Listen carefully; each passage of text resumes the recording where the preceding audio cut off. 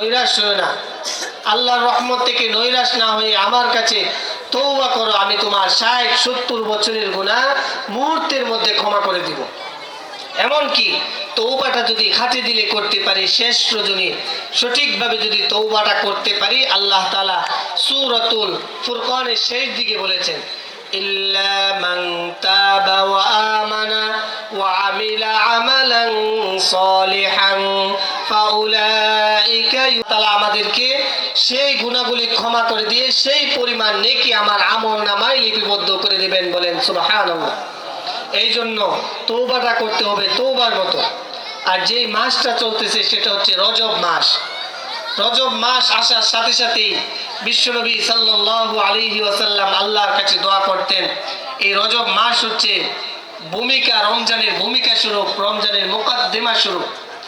আল্লাহুম্মা বারিক লানা ফি রজব ওয়া শাবান ওয়া বাল্লিগনা রমাদান। রজব মাস আসার সাথে সাথেই বিশ্বনবী সাল্লাল্লাহু আলাইহি ওয়াসাল্লাম আল্লাহর দরবারে দোয়া করতেন, আল্লাহুম্মা বারিক লানা ফি রজব ওয়া শাবান। হে আল্লাহ, রজব মাস এবং শাবান মাসের বরকত।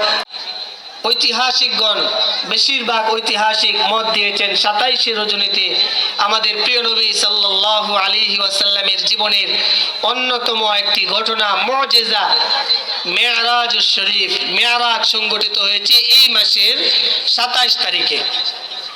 অন্যান্য মত রয়েছে, অন্যান্য মাসের কথাও রয়েছে, তবে বেশিরভাগ ঐতিহাসিকগণ যারা ইতিহাস নিয়ে গবেষণা করেছেন, বেশিরভাগ ঐতিহাসিকগণ মত দিয়েছেন এই মাসের ২৭ তারিখ। তাহলে এই মেরাজ সম্পর্কে দীর্ঘ আলোচনা আমাদের মসজিদে মসজিদে হবে ইনশাআল্লাহ, আমরা শুনবো। এর পরবর্তী যে মাসটা আসবে সেটা হচ্ছে শাবান মাস। নিসফু শাবান, লাইলাতুম মিন নিসফি শাবান, ১৫তম রজনী, শাবান মাসের ১৫তম রজনী, শবে বরাত। শবে বরাত হচ্ছে মুক্তির রজনী। আল্লাহ তাআলার কাছে আমরা ক্ষমা প্রার্থনা করব। শবে বরাতের রজনীতে আমরা রাত্রিবেলা ইবাদত করব, দিনের বেলায় রোজা রাখব। এই শবে বরাতের কিছুদিন পরেই আমাদের মাঝে আসতেছে রমজান। রমজান মাস হচ্ছে একটা বরকতময় মাস। রমজান মাস একটা ইবাদত করলে, এক ওয়াক্ত সালাত আদায় করলে আল্লাহ তাআলা ৭০ ওয়াক্ত সালাতের সওয়াব দান করবেন, বলেন সুবহানাল্লাহ।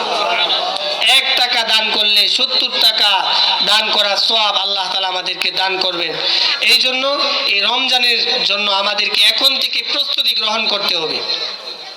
রমজানের প্রস্তুতি এখন থেকে আমাদেরকে নিতে হবে, যাতে রমজান মাসে সঠিকভাবে আল্লাহ তাআলার ইবাদত, আল্লাহ তাআলার বন্দেগী বেশি বেশি আমরা করতে পারি, রমজান মাসটাকে আমরা কাজে লাগাতে পারি। রমজান মাসটা যাতে অবহেলায় কেটে না যায় সেদিকে আমাদেরকে লক্ষ্য রাখতে হবে।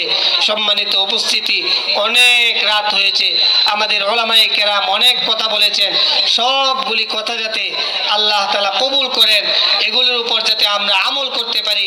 আমরা এখানে যারা উপস্থিত হয়েছে আল্লাহ তাআলা আমাদেরকে যাতে নেক হায়াত দান করেন, সুস্থতার সাথে জীবন যাপন করার তৌফিক দান করেন। বিশেষ করে আজকে যুব সমাজ, যে সকল যুবকেরা অনেক আগে থেকেই কষ্ট করে মাহফিলটাকে সাজিয়েছেন, আজকে অনেক দৌড়াদৌড়ি করতেছেন, প্রত্যেককে যাতে ইসলামের জন্য কবুল করে, হযরত আলী রাদিয়াল্লাহু তাআলা আনহুর মতো যাতে তারা ইসলামের পক্ষে কাজ করতে পারে, আল্লাহ তাআলা সেই তৌফিক দান করুন। এবং আমাদের আত্মীয় স্বজন যারা অন্ধকার কবরে চলে গেছে, এই মাইকের আওয়াজ যত দূর পর্যন্ত যাচ্ছে, তত দূর পর্যন্ত যত কবরবাসী রয়েছে, আল্লাহ তাআলা যাতে প্রত্যেকটা কবরবাসীর কবরকে জান্নাতুল ফিরদাউস হিসেবে কবুল করে। সকলে বলেন আমিন। ওয়া আখিরু দাওয়ানা আনিল হামদুলিল্লাহি রাব্বিল আলামিন। আসসালামু আলাইকুম ওয়া রাহমাতুল্লাহি ওয়া বারাকাতুহু।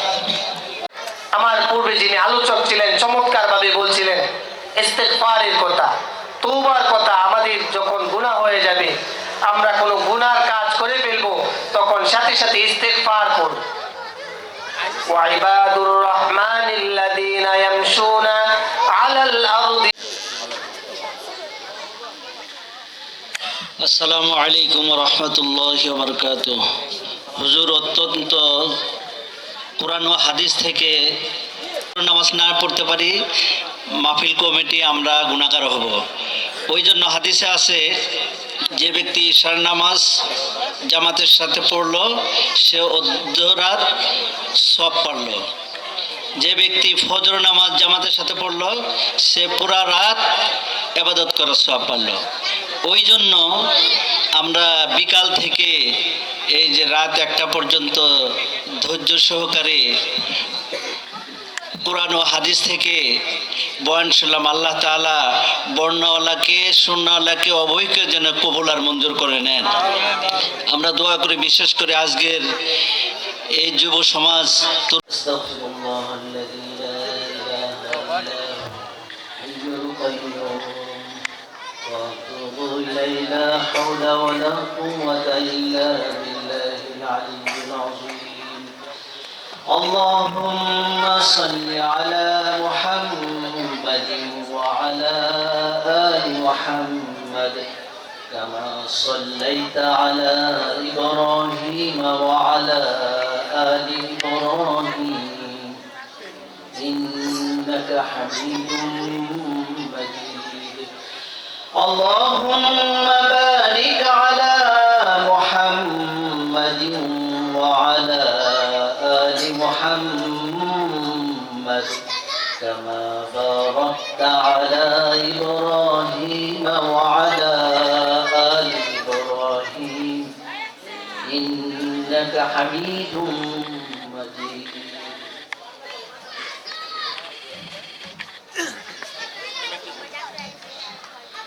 আমরা মোনাজাত করবো, সবাই কেউ অশৃঙ্খলা করবো না। আমাদের এই যুবক ভাইদের তরফ থেকে আপনাদের কিছু হালকা তবারকের ব্যবস্থা করা হয়েছে। আমরা সবাই এলোমেলো করবো না, আমরা মনোযোগ সহকারে